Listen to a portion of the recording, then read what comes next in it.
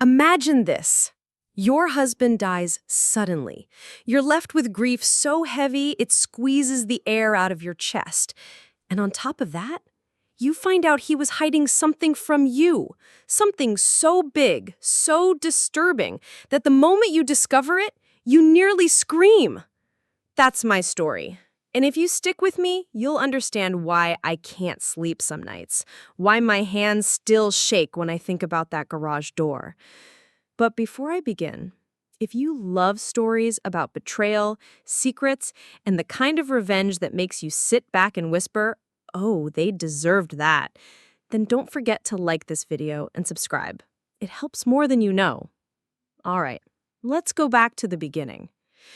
My name is Margaret Hayes. Most people just call me Maggie. I'm 52 years old, a high school English teacher in Chattanooga, Tennessee. I've lived in the same little red brick ranch house for over 20 years, raised my daughter there, buried my husband from there. Even saying the word husband still stings. His name was Tom. He was charming when he wanted to be, the kind of man who could win over a room with one of his big, bear-like laughs. He worked as an electrical contractor, had grease-stained hands, and a deep tan from years out in the sun. We met in our 20s, fell fast, married quicker than my mama thought was wise. I used to believe we were a team, that even when life got messy, Tom had my back. But looking back, I see the cracks now. He had rules, little ones that seemed harmless at first. Don't move his tools, don't touch the thermostat, don't go in the garage. That last one always rubbed me the wrong way. He'd say it with this sharpness in his tone, this edge that let me know he wasn't joking. "Maggie, you stay out of that garage. That's my space. I don't come into your classroom and start poking around your papers, do I?" And I would laugh it off. "Fine, Tom, keep your secrets." But part of me wondered, why? Why was I, his wife, barred from one corner of our own house? Still, I let it go. For years. Because marriage teaches you which battles to pick. And I was tired enough to try and keep peace. Tom died on a Tuesday morning in March. Heart attack. No warning. He kissed me on the cheek before leaving for a job site, and by noon, I was standing in a sterile ER room staring at his lifeless body. It was like the world pulled the rug out from under me. The days after blurred together. Casseroles from neighbors, whispered condolences, my daughter Emily flying in from Atlanta. And yet, amid all the grief, that garage door loomed in my mind. It sat at the end of our driveway, paint peeling, its metal handle cold and untouched. Tom's kingdom, his secret fortress. For months after his funeral, I couldn't bring myself to open it. I'd park on the street just to avoid walking past it. The thought of stepping inside felt wrong, like betraying some unspoken rule. But grief has a way of twisting into necessity. By July, bills piled up. The mortgage, the insurance, little expenses Tom used to handle.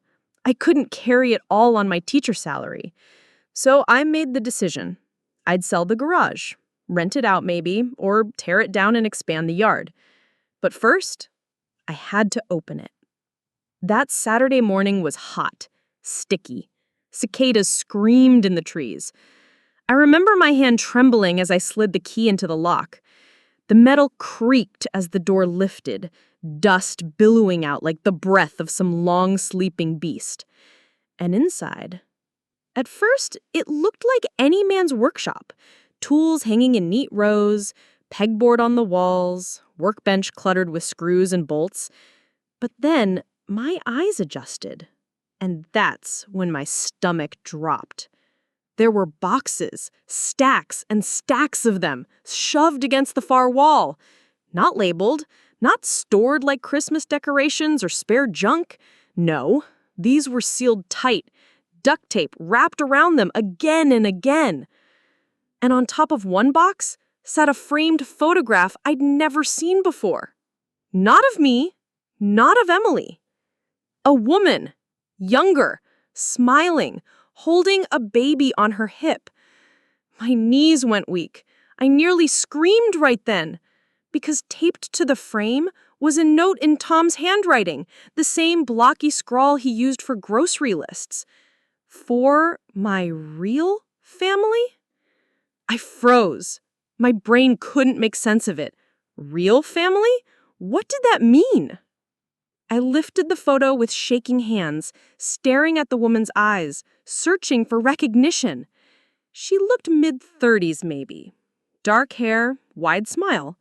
The baby, God, the baby couldn't have been more than a year old. And suddenly, a memory hit me. A few years back, Tom had claimed he was working late more often. I'd ask questions, sure, but he'd always brushed me off. It's just business, Maggie. You wouldn't understand. Now, I wondered if those nights weren't about work at all. I backed away, heart pounding so loud I swore the neighbors could hear it. I should have closed the door, walked away, pretended I never saw any of it. But curiosity is a cruel master. I grabbed a box cutter from the workbench and sliced open the nearest box. Inside, baby clothes, tiny onesies folded neatly, little shoes, a stuffed bear that smelled faintly of lavender.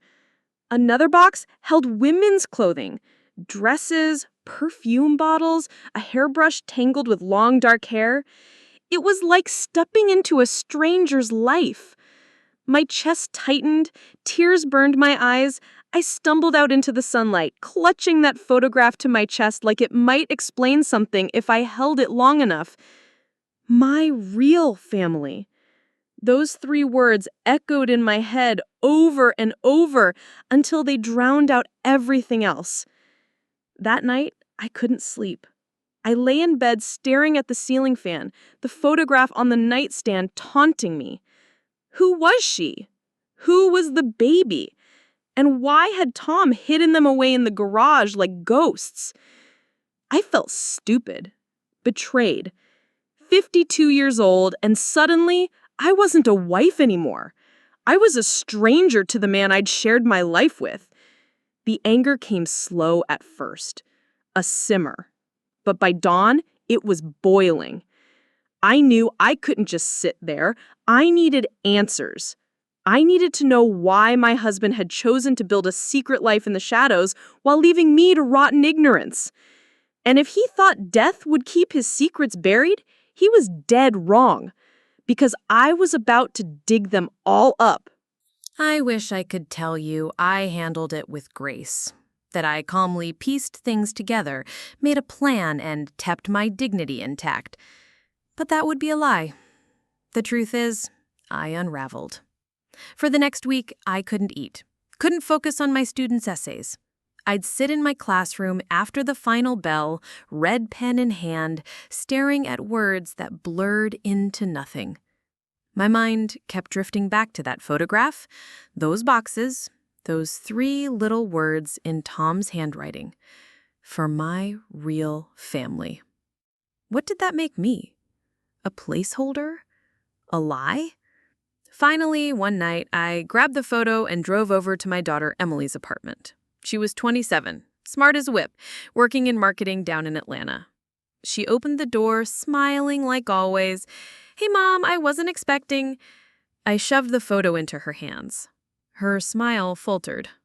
"What's this?" "You tell me." My voice cracked, sharper than I meant. She studied it, frowning. Who is she?" "That's what I'd like to know," I snapped. "Your father kept this picture in the garage, with boxes full of baby clothes, clothes that sure as hell weren't yours." Her face drained of color. "Mom," he called them his real family, Emily. Real. So what does that make us? She sank onto the couch, eyes wide. "Are you saying Dad had another woman?" I wanted to scream, wanted her to tell me I was wrong, that I'd misunderstood, but the silence between us was answer enough. For days, Emily avoided my calls. I don't know if it was shock or if she just didn't want to face it, and I can't blame her. So I decided to handle it myself. I went back to the garage, this time armed with a notepad and gloves. I opened every box, cataloging what I found. Photos. Dozens of them. The same woman, the same child. Sometimes with Tom in the frame, his arm around her shoulders, a smile I hadn't seen on him in years. Receipts, too. From restaurants 2 counties over, motel stubs, birthday cards signed, "Love, Daddy." That word cut me deeper than a knife could. I spent nights cross-referencing dates. Tom's work trips lined up nicely with these little family milestones. A Christmas in Nashville, a beach trip to Panama City, a first birthday cake with his big greasy hands cutting the slices. Meanwhile, I was home alone, hanging stockings by myself. My grief twisted into rage, and that rage gave me energy. I started digging. Facebook, Instagram, old credit card statements. It didn't take long before I found her. Laura Bennett. 36 years old, lived in Dalton, Georgia, worked part-time at a daycare, and yes, the baby in the photos was hers. His name was Tyler, 3 years old now. And unless my eyes deceived me, he was the spitting image of Tom. Same eyes, same crooked grin. I couldn't breathe. It was one thing to suspect an affair, but seeing his double life laid out online, vacation photos, birthday posts, so thankful for my wonderful man. No, Laura, he was my husband. At least, he was supposed to be. I didn't know what to do. Should I call her, march up to her door and throw the photograph in her face? Or should I just ignore it? Pretend Tom's betrayal died with him. Part of me wanted to protect Emily, to shield her from knowing her father was a liar. But the other part of me, the angry, hollow part, wanted the world to know, wanted Laura to feel what I felt. I wrestled with it for days. Finally, my hand was forced. It was a Sunday afternoon, hot as blazes. I was watering the azaleas out front when a car pulled into my driveway. A silver Toyota. The window rolled down, and there she was. Laura. In my driveway. Her hair pulled back in a messy bun, sunglasses perched on her head, a toddler strapped in the back seat with a sippy cup. I froze, hose in hand, water spilling onto my shoes. She stepped out, smiling nervously. "Hi, you must be Margaret." My heart stopped. She knew my name. I dropped the hose, water snaking across the concrete. "Excuse me?" She took a step closer, twisting her hands. I know this is strange, but I thought maybe we should talk about Tom." Hearing her say his name made my skin crawl. I crossed my arms. "And why would you want to talk to me about my husband?" She flinched. "Because he was my partner, too." I swear, my knees almost gave out. She hurried on. "I didn't know he was still married to you. Not until after he died. He told me you were divorced, that you'd split up years ago." Her words hit me like stones. Divorced? He told her I didn't exist? She looked over her shoulder at the car where the boy sat playing with a toy truck. "That's his son, Tyler. He was a good father to him." I laughed, bitter and sharp. "A good father? He was a liar, a cheat. He was living 2 damn lives." Her eyes filled with tears. "I swear I didn't know. If I had, save it." My voice shook. "You think this is easy for me? That I wanted to find out my husband spent years building a secret family behind my back?" Silence stretched between us, heavy and suffocating.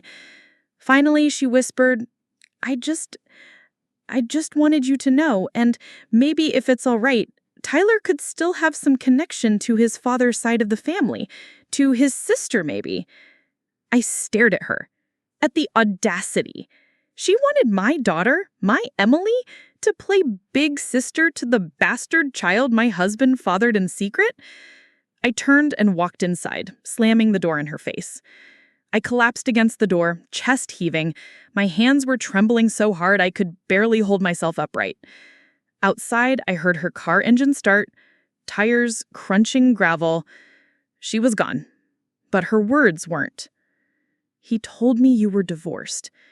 That stuck like a thorn in my brain. Because if Tom lied to her that deeply, what else had he done to erase me? That night, I tore through the boxes again, this time looking for something, anything that tied back to me. A letter, a receipt, a photo, but there was nothing. It was like I never existed. All his records, all his treasures, all his real family memorabilia, it was them, not me. And then, buried in the bottom of a box, I found it. A document. Folded, worn at the edges. I smoothed it out on the workbench, my stomach twisting. It was a will, dated just last year. And the name listed as the sole beneficiary? Not me, not Emily. Laura Bennett. When I first unfolded that will, I thought my eyes were playing tricks on me. Laura Bennett, sole beneficiary.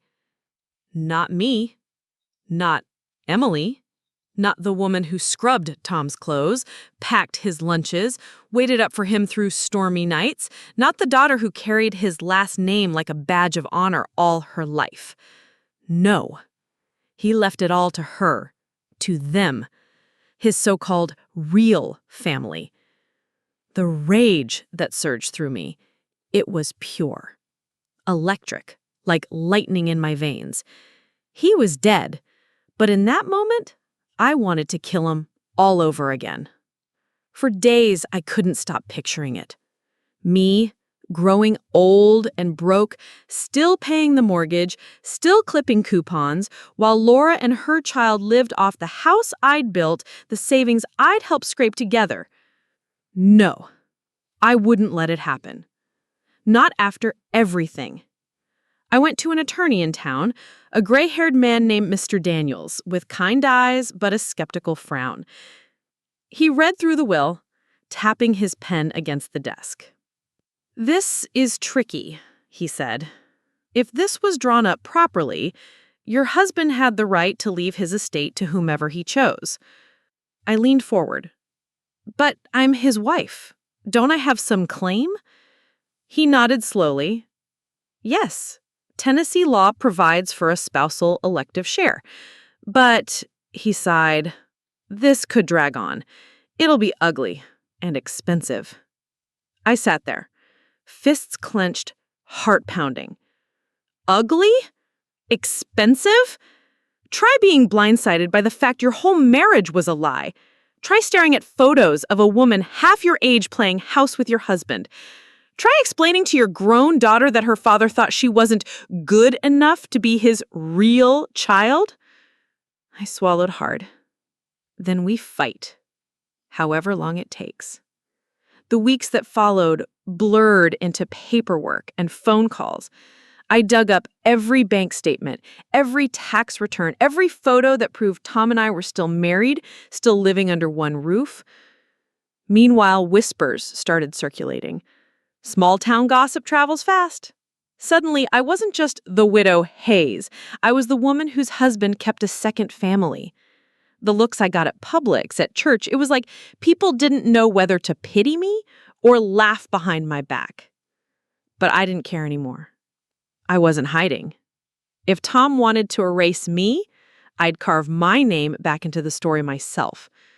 Laura tried to reach out, called twice, left messages like, "Margaret, I never wanted this. I didn't know." I deleted them without replying. Then one evening, she showed up at my porch again, this time without the boy. Her face was pale, makeup smeared, like she'd been crying. She whispered, "I don't want to fight you. I don't have the money for lawyers. Can't we work something out?" I stared at her. The woman my husband had chosen over me, and for the first time, I didn't see her as competition.